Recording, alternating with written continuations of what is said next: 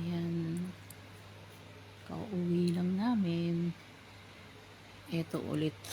Kakainin. Gusto ko to. Ayan. Kasama ko. Ayan. Isa pa kumain na isda pagpagod. Ayan.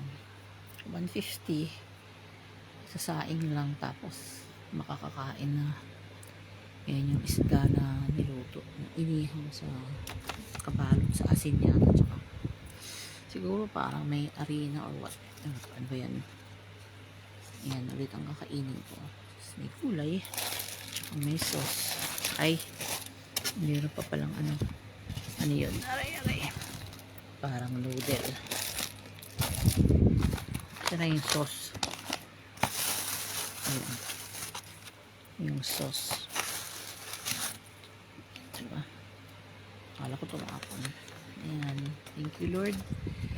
Pagod man. Pagod. Pero hindi susuko. Thank you, Lord. Thank you, Lord, sa blessing. At sa araw na ito, raos na naman kami. Bukas nandito ulit ang mga bata. Ayan. Hindi makapagluto. Tapos pauwi lang. Kesa naman kumain sa ito na lang. Para makapahinga. Magliligpit pa. Ayan.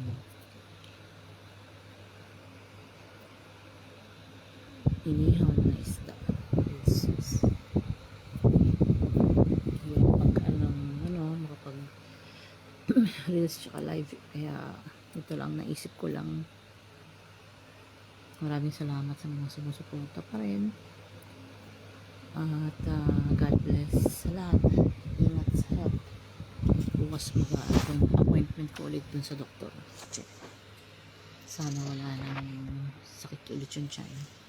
Mag-iingat po tayo lahat. God bless everyone. Bye. Thank you.